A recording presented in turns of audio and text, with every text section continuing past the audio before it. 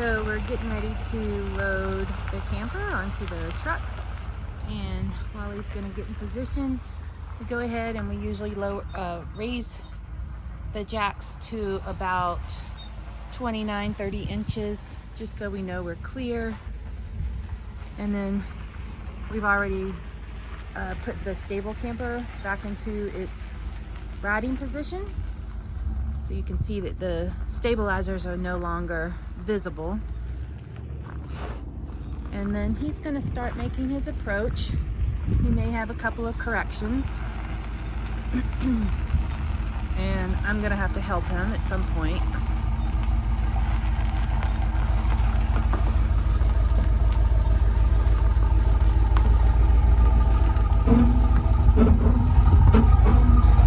So you can see he's got plenty of clearance.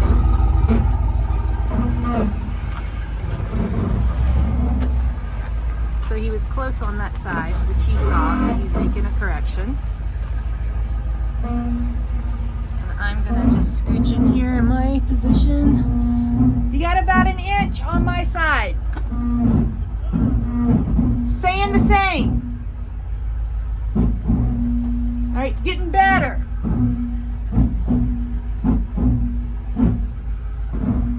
So that's what I'm looking for, is that little bumper there.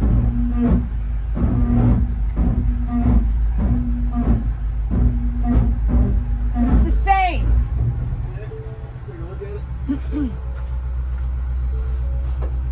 You're closer on your side? Yeah, I'm close on my side. Uh-huh. We gotta turn a little bit. I want that to get closer on your side. Okay. So another tiny correction.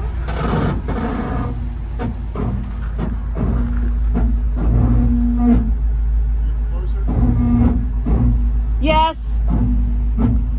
About an inch now.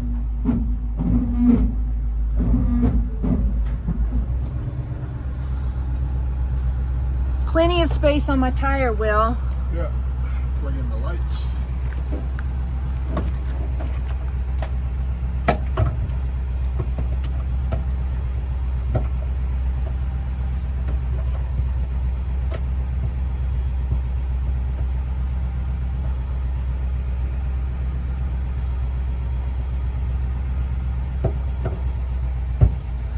So to help him, the first thing that I did was make sure that we had plenty of space between the bottom of the camper and the bed of the truck.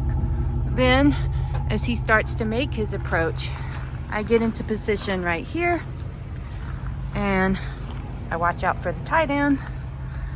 And then I'm watching this space, and then as he approaches the tire well, I'm watching that space.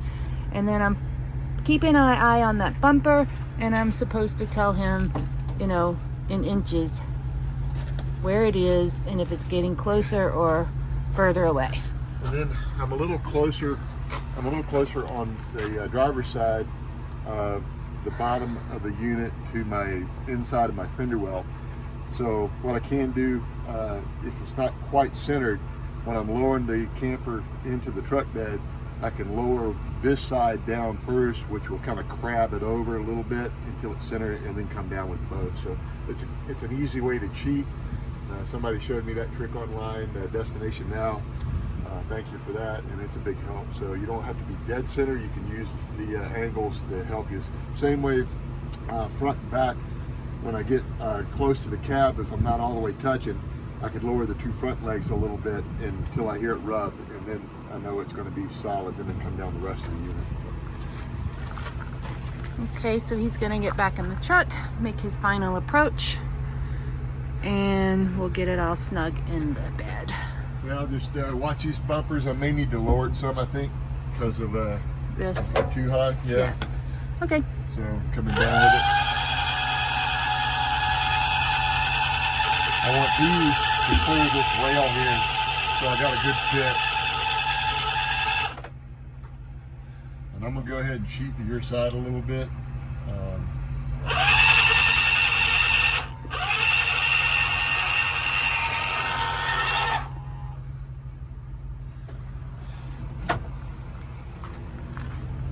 I'm just gonna make sure All He's got plenty of clearance there. Okay. Which he did. He's getting a phone call right in the middle of this.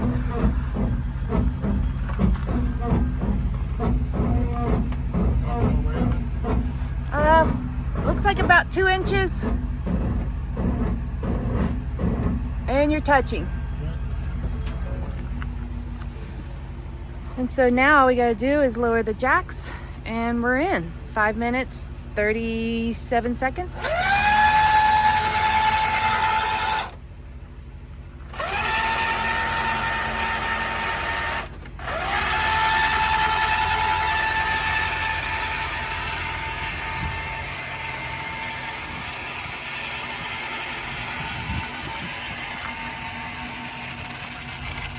And he's gonna start, well, he already has, raising the jacks. And they're gonna come off the little wood platforms. And swing that jack into place, pick those up.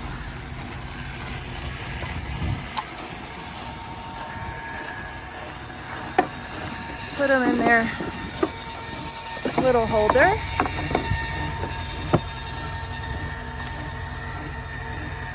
And we'll button everything up and we're done. I think that was your fastest. That wasn't bad. 5 minutes, 37 seconds. The only thing we didn't show you guys was the stable camper, securing that. But you saw that yesterday's video. Yeah, it takes about a couple of minutes. And just a few odd things and we're ready to roll, which is good because we got some rain a-coming. So you can do it with one person, but it's easier with two, having that second person in the spot.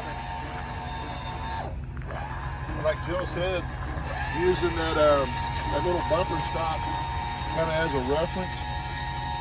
When we found out communication, just let her know, or for her to let me know if it's getting closer or further, and then I kind of can visualize it in my head to how far away I am from it. And then when in doubt, just stop every 1.5 feet and get out and look at it, you know, and that's pretty much all there is to it. I usually just keep the jack there secure with some Velcro. Now it's hooking up the tie downs, because other than the weight of the unit, that's all that is keeping it in the truck right now. I labeled these, try to make it idiot proof, even though sometimes I'm still an idiot. I got a DF for driver front, so forth, with passenger side, one on each one with a Sharpie.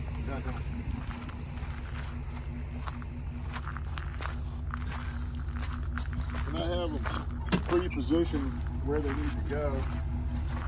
Passenger front, DF.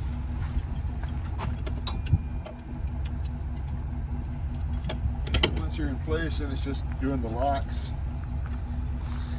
And these torque lift fast guns, they're $1,000 a set, but for the ease of using them, it's that easy. And especially when rain's coming on you, they're beautiful. No tools required. You're at a gas station.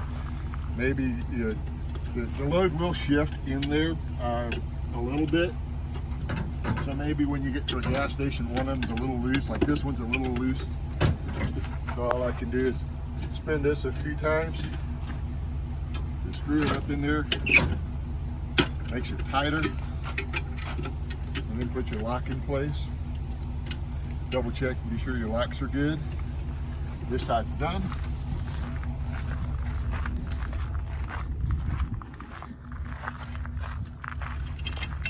Locks are out.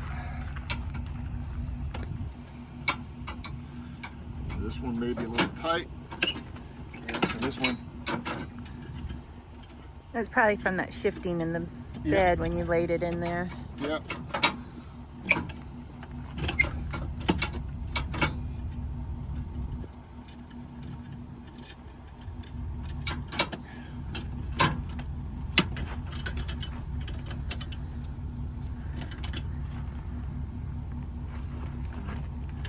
And this keeps it secure in the truck. I had a MIT naval architect brilliant man asked me, he said, you didn't understand how these things stayed in the camper. Well, really, it's no different than one of these rigs as far as the stability, because once these are attached, it becomes a solid, rigid unit, just like a Class C over there. It's really no different. I do recommend, if you're going to get one of these Arctic Fox 990s, get yourself a dually. You'll be happier than you did versus the standard 4-tire setup on an F-350. It can do it, but it rides so much better on a dually, and the safety factor and the comfort of that is definitely worth it. I got my truck first, knowing I wanted to have more truck than less truck. I wasn't sure exactly what unit I was going to buy, but I knew I wanted to go a fairly large unit, so definitely recommend dually. Then double check everything. Walk around, check all the windows, vents, everything. Get a checklist, it's even easier. Check all your tie downs, be sure your jacks are swung in. We travel again, these blocks, they sit nice and neat. Just a great way to use leveling blocks or jack blocks without having to worry about storage of those. I made those long blocks are 17 inches. You can cut your smaller blocks to fill that gap. And this was the chair rack. I didn't really talk about that yesterday, but that's how we take our chairs. Lock the The door. ladder just kind of wedges in there with enough tension. It's never given us any issue. You got your keys? Yep. All right, we'll lock the door and we're ready to roll. All right, cool. There you go, guys. That's how you do it.